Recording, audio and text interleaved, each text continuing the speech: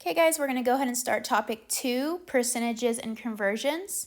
So the concepts we're going to go through for these notes are percentages, scientific notation, metric system conversions, imperial system conversions, and applications of conversions. So looking at concept 1, we have percentages. So it says to find a percentage, we take the ratio, turn that ratio into a decimal, and multiply it by 100. Okay, so looking at number 1, it says find the ratio, decimal, and percentage. So for the first one, the ratio, we need to write how much is shaded over the entire thing. So this is our part over our whole. So remember, part over whole. So in this case, the part that is shaded is 3, and our whole for this is 4. So that means our ratio is 3 over 4. If we type 3 over 4 into our calculator, we get our decimal. So 3 over 4 is the same as saying 0.75. And then when we multiply that 0.75 by 100, we get our percentage. So our percentage is 0.75 times 100, which gives us 75%. Another way you could view this is that if you take the decimal place and move it 2 to the right, that will also give you your percentage. So multiply by 100 are moving our decimal places 2 times to the right. Okay, example 2 says, what is the percentage of a $20 tip on a $200 bill? Okay, so writing our ratio, our part over our whole, our ratio is 20 over 200. If we type that into our calculator, we get the decimal of 0.1. And if we multiply that by 100, we get the percentage of 10%. And again, this could be also done by moving our decimal places twice to the right, and with any blank areas we have, we would add a 0. Number 3 says, what is 35% of 200? 35% of 200. So for here, it's good to set up a proportion. Okay, so 35 over 100, because if we're talking about percentages, a whole percentage is 100%, but a part of the percentage is this 35%, is equal to x, because that's the number we're trying to find, over 200. So here we would cross multiply, and we would get 100x is equal to 200 times 35. And then this would give us x is equal to 200 times 35 over 100. Putting that into our calculator, we get x is equal to 70. Okay, so 35% of 200 is 70. Example 4 says 25 is 40% of what number? Okay, 25 is 40% of what number? So again, we're setting up our proportions. So 40% over 100 for the total percent, okay, is equal to 25 over x. Okay. We're trying to find here 40% is 25 of what number? So that's why our x is on the bottom this time, is because we know the part, but we don't know the whole. So again, we're going to cross multiply, and we get 40x is equal to 25 times 100. To get x by itself, we divide by 40, so we get x is equal to 25 times 100 divided by 40. Putting that into our calculator, we get x is equal to 62.5. Lastly, example 5 says 45 is what percentage of 200? So in this case, we don't know our part of our whole percentage. So we don't know this x over 100. But we do know that 45 is part of the whole 200. So setting up our proportions, we then cross multiply. And we get 200x is equal to 45 times 100. X is equal to 45 times 100 divided by 200, because we're getting that x by itself. And then putting that into our calculator, we get x is equal to 22.5. So that means 45 is 22.5% of 200. Again, this was percentages. Concept 2 is scientific notation. So scientific notation is a shorthand for repeated multiplication of the same number. The formula for scientific notation is as follows. In parentheses, we have a number from 1 to 10. Okay? What that means is our first number could be 1, it could be 1.5, it could be 8.5, it could be 9.7789, as long as that number is between 1 and 10. And then times 10 to the power of an exponent. So there's going to be two types of exponents we see here. We're going to have a positive exponent. So let's say a positive exponent and a negative exponent. These exponents are going to tell us which direction we're moving our decimal. So if you see a positive exponent, that means the direction we're moving our decimal is to the right. So decimal to the right.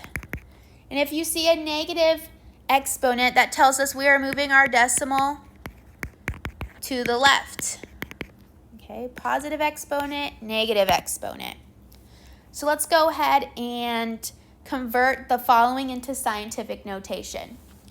So knowing that we want our first number to be between 1 and 10, if we're looking at our example number 6, 923, that tells us that that number 9 is going to have the decimal after it in order to be between 1 and 10. So we would write 9.23. Okay.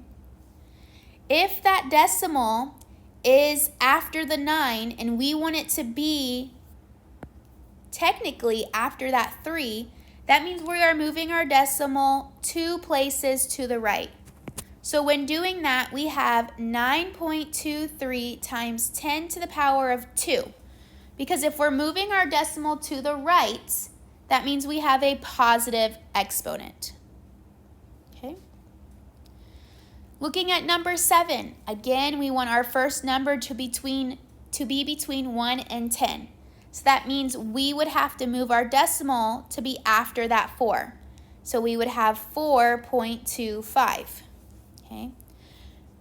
Notice our decimal is actually between those two zeros. So if we had our decimal here after the 4, in order to get it back to where it was, we would have to move it 1, 2, 3 places to the left. And if we're moving it 3 places to the left, that means our exponent is going to be a -3. So we would have 4.25 times 10 to the -3. For number 8, in order to have our number between 1 and 10, we would have to place that decimal after the 4. Okay. So in order to get our decimal from after the 4 to after the 0, we're going to have to move it 1, 2, 3, 4, 5, 6 places to the right. So we're moving it 6 to the right. So that tells us our exponent is going to be a positive 6. So we have 4.523. I'm not going to write those extra zeros because it does not matter, times 10 to the 6th power.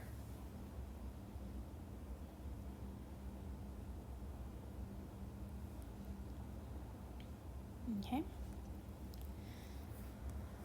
Now looking at number 9, in order for our first number to be between 1 and 10, we're going to have to move that decimal to after the 9. If we move that decimal to after the 9 and we want our decimal to be before the 9, that tells us we are going to move 1 to the left. When we move 1 to the left, that is going to make it a -1. So that means our answer is 9.43 times 10 to the -1 power. Okay. Lastly, we have number 10, 7.80. Notice that our decimal is exactly where it needs to be, right after the 7. So since it's exactly where it needs to be, we would write this as 7.8 times 10 to the power of 0. Because when we write anything to the power of 0, that turns to 1. So anything to power of 0 equals 1. So technically this is 7.8 times 1, which is just 7.8. So this did not change. Okay. So those are the examples on how to convert our decimals into scientific notation. Now in the next examples, we are going to convert them into standard notation. So we're going to take them out of scientific notation and put them into just decimal form. So all we need to remember here is, again, if we see a positive exponent, that tells us we are moving to the right. So positive to the right. If we see a negative exponent, that tells us we are moving the decimal to the left. So looking at example 11, we have 3.92400 times 10 to the 5th, meaning we're going to have to take that decimal, okay, and we're going to have to move it 5 spaces to the left. Or sorry, 5 spaces to the right because it is positive. So this would go 1, 2, 3, 4, 5. Meaning that decimal goes all the way to the end. So our answer is 392,400, which is 392,400. Okay. For number 12, we have 9.2 times 10 to the 6th power, which tells us we're going to move 6 places to the right. So here we have 1, okay, 2, 3, 4, 5, 6. Notice how we have all these empty spaces. And let me write this again down here. So 1, 2, 3, 4, 5, 6. In all those empty spaces, you are going to write zeros. So technically, our decimal gets placed right after that last 0. So we now have the whole number of 9200000, which is equivalent to 9,200,000. Okay, in number 13, we have 4.391 times 10 to the -3rd power. So that means we're going to have to move this decimal 3 units to the left. So this would be 1, 2, 3. And in all the empty spaces, we place zeros. So this becomes the smaller decimal of 0.004391. Number 14 tells us we are going to move 5 units to the left because it's negative. So I have 2.46, and I'm moving 5 to the left. So 1, 2, 3, 4, 5. And all the blank spaces, I'm placing zeros. So this becomes the smaller decimal of 0.0000246. Then lastly, we have number 15, 8.8 times 10 to the second power. That tells us we are going to be moving 2 units to the right. So 1, 2. In any blank spaces, we place a 0. So this is going to become 880.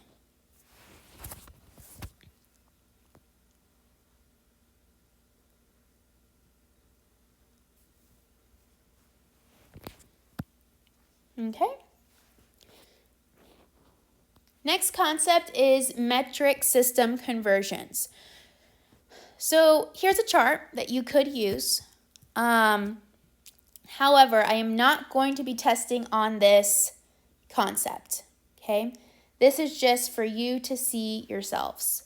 So when we're doing these conversions, if I ever give a question like this on the exam, I will give you the conversion rate, okay? So that's what I'm going to do now for all of these examples. You are going to be given the conversion rate. We're going to set up proportions, cross multiply, and find our answer. So for number 16, it wants us to take 50 centimeters and turn it into a meter. Okay, so the conversion rate for centimeters to meter is that 100 centimeters is equivalent to 1 meter. That's our first ratio. And we're going to be setting this equal to our second ratio of 50 centimeters is equivalent to X meters, because we don't know how many meters this is equivalent to. So then we're going to cross multiply. And so this gives us 100x is equal to 50.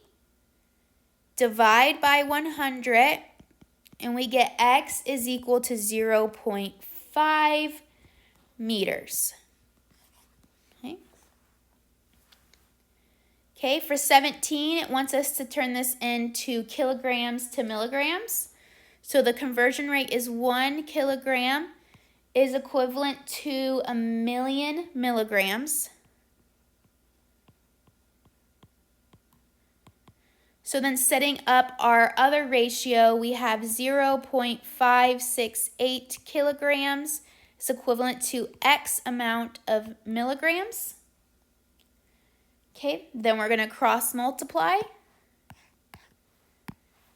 And this gives us that X is equal to 0.568 times 1,000,000. Typing that into our calculator, we get 568,000 milligrams, because that's what we were trying to find.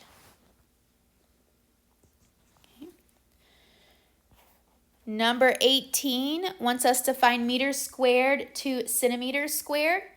So we know that our conversion rate is 100 centimeters squared is equivalent to 1 meter squared.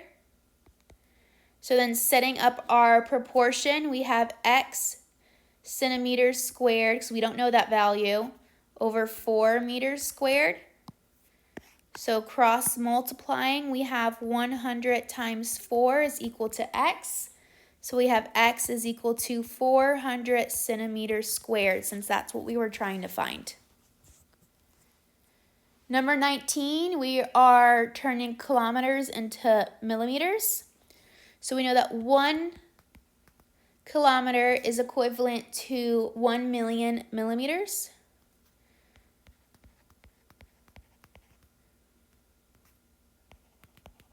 So setting up our proportion, our next proportion, we have 0.72 kilometers is equal to X amount of millimeters.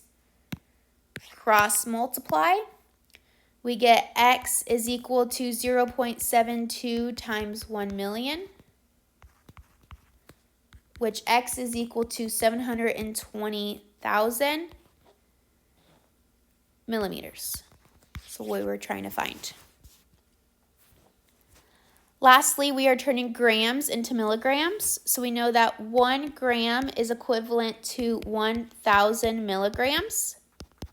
So we have 0.098 grams is equivalent to X amount of milligrams.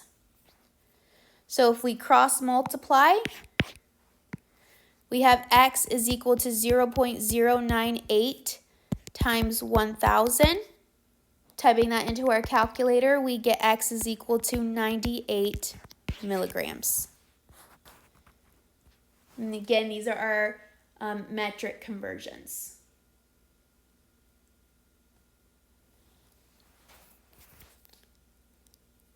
Next concept here are imperial system conversions. So these are the conversions that are used here in the United States. So this includes things such as converting feet to inches, square miles to acres, so on and so forth. So again, you can refer back to this chart, or I'm always going to provide you with that conversion rate. So looking at our examples here, number 21 says how many minutes are in 24 hours? So we know that there are 60 minutes in 1 hour. Okay, so that's our conversion rate. And we want to find the X amount of minutes in 24 hours. Okay, so again, we cross multiply. So we have X is equal to 60 times 24, which gives us X is equal to 1440 minutes.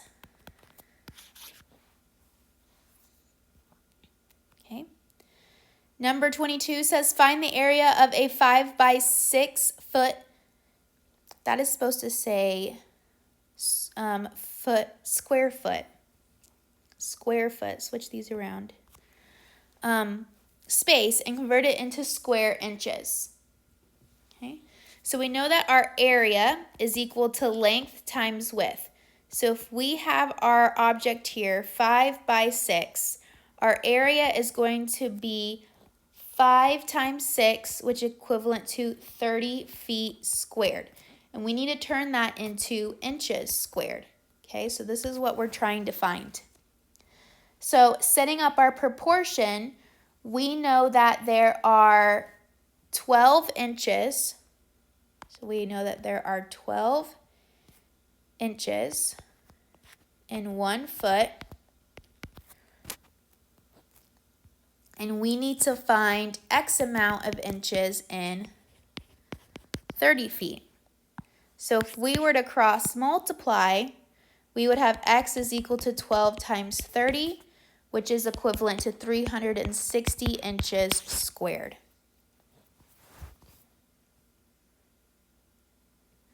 For number 23, it says find the volume of a 2 by 2 by 2 foot cube and convert it into cubic inches.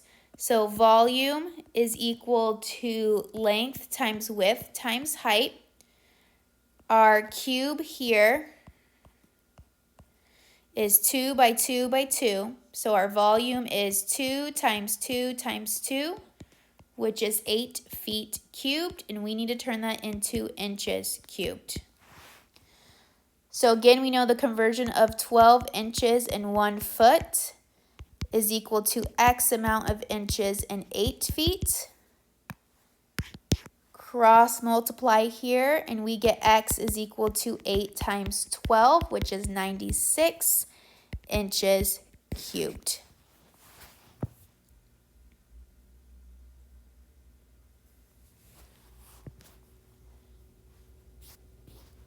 Okay, example 24, we have 21.5 inches converted into centimeters.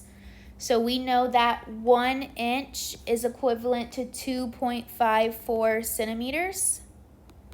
So plugging in our other side, we have 21.5 inches is converted to X amount of centimeters.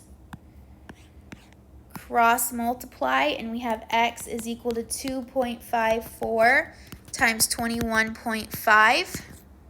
And that gives us X is equal to 54.61 centimeters.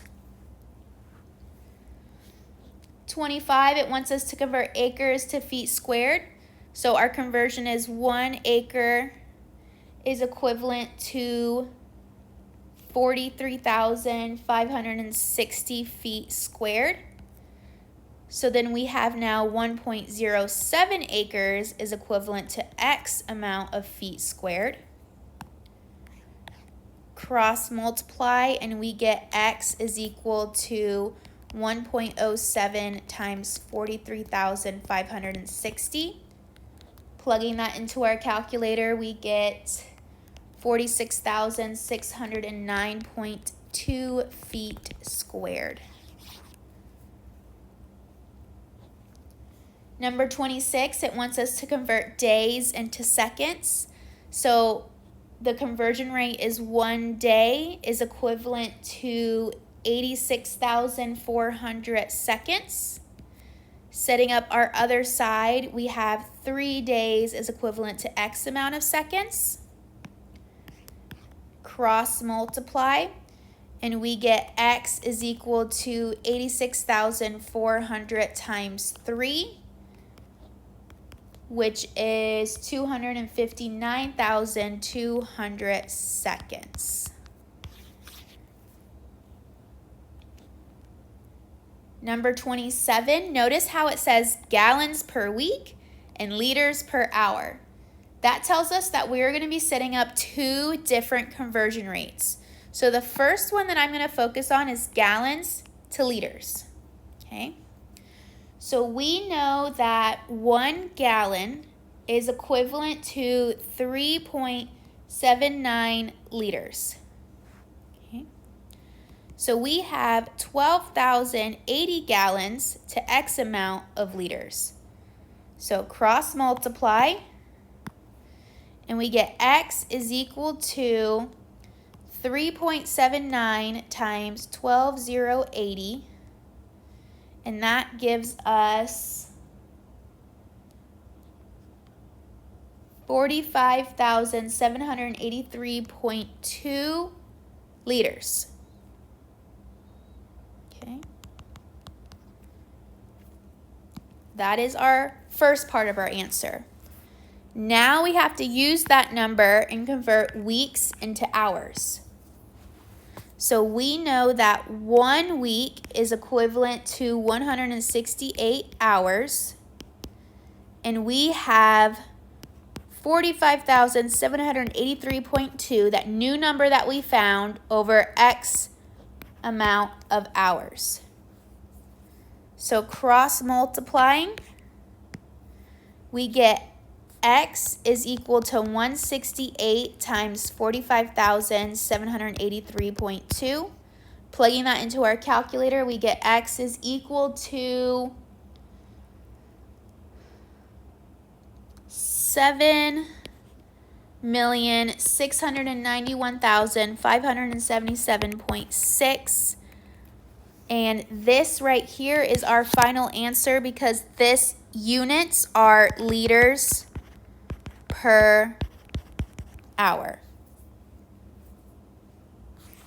So you're going to have to set up 2 proportions if it's asking you to convert 2 separate things. So in this case, gallons to liters and weeks to hours.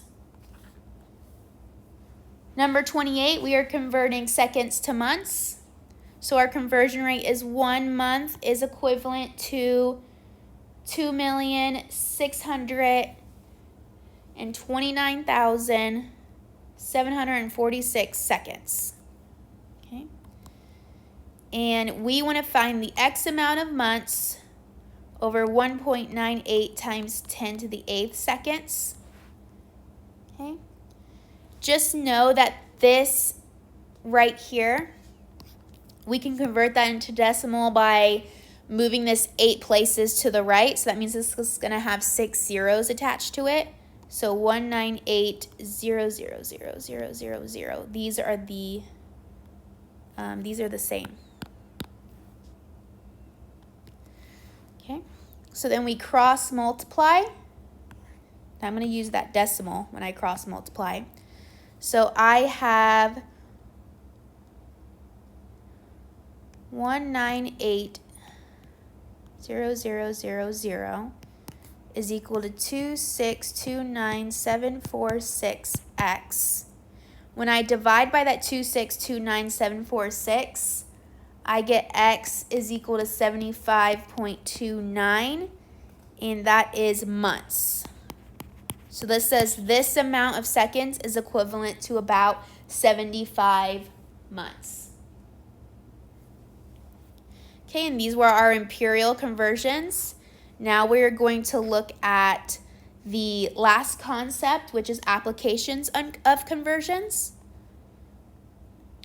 So on number 29, we have Mary is painting a rectangular wall that measures 3 meters by 7 meters. She wants to find the area of the wall in square feet. Okay, so we know that here's our wall. We have 3 by 7. The area is length times width. So we have area is equal to 3 times 7, which is 21 meters squared. We know that 1 meter is equivalent to 10.76 feet. And we have 21 meters that we need to convert into feet. So we're going to cross multiply, and we have x is equal to 10.76 times 21. And if we put that in our calculator, we get x is equal to 225.96 feet squared. Okay. Number 30 says at a given point in its orbit, the moon is 2.4 times 10 to the 5th miles from the Earth. How long does it take light from a source on the Earth to reach a reflector on the moon and return?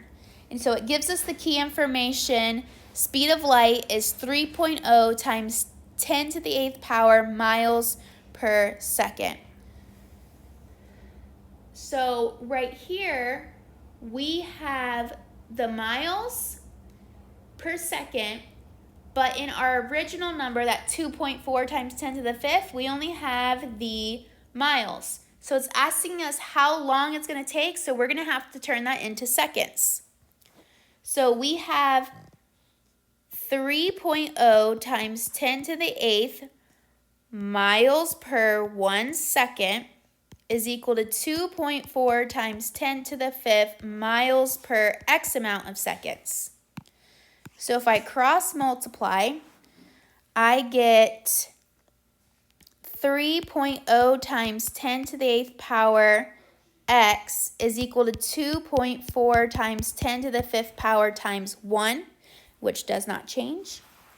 If I divide these out, let's first change these into decimals. So this is going to be 3 with 8 zeros. So 1, 2, 3, 4, 5, 6, 7, 8. And then this is going to be that 2.4 with 4 additional zeros. So 2, 4, 1, 2, 3, 4. If I divide both sides by x, if I divide both sides by that very large number, 300 million, then I get x is equal to 8. And again, this is what's going to show up on your calculator. 8e negative 4. What that means, that e is the same as saying times 10. So this is actually written as x is equal to 8 times 10 to the negative 4, which we know is a very, very small decimal, and this is in seconds. Number 31 says to lay down carpet in a room that is 10 feet by 11 feet, how many square inches of carpet do you need? So here's our carpet, 10 by 11, okay? We need to find the area here. So area is equal to length times width. So area is equal to 10 times 11. 10 times 11 is 110 feet squared. And we want to convert this into inches.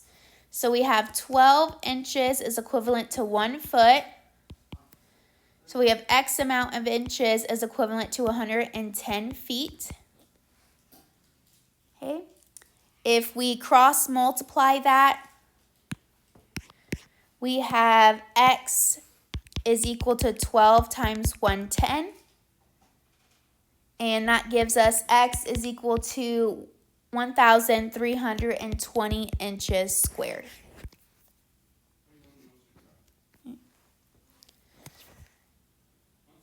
Number 32 says a baby is born weighing 3.46 kilograms. Convert this to pounds and ounces. Okay, so here we have two conversions. We're converting kilograms to pounds and then kilograms to pounds and pounds to ounces. So first we're converting kilograms to pounds. So 1 kilogram is equivalent to 2.2 pounds. And we have 3.46 kilograms, so equivalent to X amount of pounds. So cross multiplying here, we have X is equal to 3.46 times 2.2. And that gives us X is equal to 7.61 pounds. Okay, that's the first part. Now we're converting pounds to ounces. So 1 pound is equivalent to 16 ounces. We have 7.61 pounds over X ounces. Cross multiply. We get X is equal to 7.61 times 16. So X is equal to 121.79 ounces. Excuse me. Okay, last example here, we have the distance from Port Huron to the Indiana state line is approximately 281 miles. Express this distance in kilometers. So we're changing miles to kilometers. Okay, so we know that 1 mile is equivalent to 1.61 kilometers. And we have 281 miles to X amount kilometers. So cross multiply, we have X is equal to 281 times 1.61. Putting that into our calculator, we get X is equal to 452.41 kilometers. And that is our answer. Okay, and that concludes Topic 2, going over percentages and conversions. If you have any questions, please reach out to me.